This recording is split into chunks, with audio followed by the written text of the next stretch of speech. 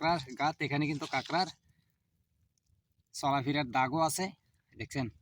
আর এই দাগগুলো দেখলে মূলত আমরা বুঝি যে এখানে কাঁকড়া থাকতে পারে 100%। মানে যেহেতু এই কাঁকড়ার এই দাগগুলো দেখলে আমরা মনে করি যে এখানে কাঁকড়া আছে। তো দেখেন আসলে কাঁকড়া পাই কিনা, কারণ না দিতে তো, বা আমরা যখন শিকটা দিব তখন জানবো যে কাঁকড়া আছে কি না নেই। তো আমি একটু ক্লিয়ার করে নিই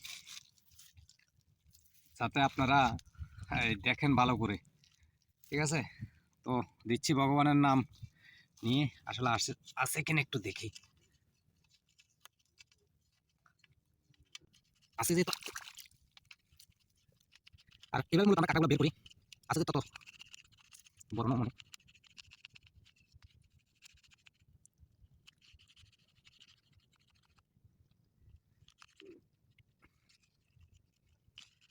আর আপনাদের এলাকায় এখন কেমন শীত পড়ে অবশ্য বলবেন। আর আমার এখানে কিন্তু প্রচুর পরিমাণ শীত। আর যেহেতু আমি তো সাগরে, আমার এখানে একটু শীতের পরিমাণও বেশি, আর সাগরের পাশে সবসময় বাতাসও থাকে।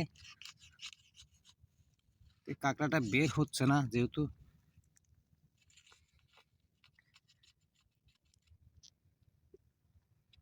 আর সূর্য মামা মাত্রে উঠতেছে, দেখছেন।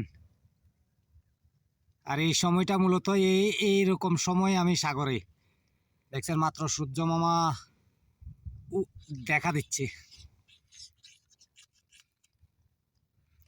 তো কাঁকড়া তো বের হচ্ছে না কি করি।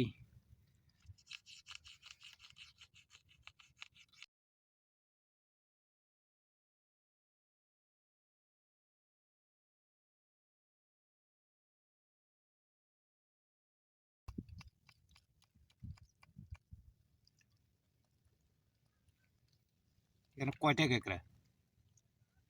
আচ্ছা আমি দেখি এখানে কাঁকড়া তো বোধহয় 2টা।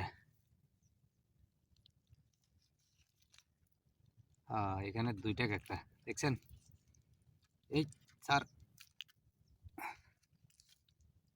সারিল নাকি ঠ্যাংটা সারা দিয়েছিনি কেন? আসলে আপনাদেরকে একটু দেখানোর জন্য আমি এক হাতে ফোন, দেখেন এই একটা কাঁকড়া এক গাতাত, আর এই একটা কাঁকড়া, দেখছেন। এই কাঁকড়াটা পাইলাম একই গাতায় 2টা, ঠিক আছে। আমি আরেকটা দেখাই, এই দেখছেন এক গাতাত 2টা কাঁকড়া দেখা যাচ্ছে, এই একটা আর এই একটা, দেখছেন। এই একই গাতায় এই 2টা পাইছি।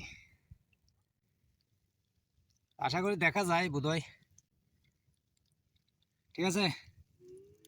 এই হচ্ছে 2টা গাতাইটা,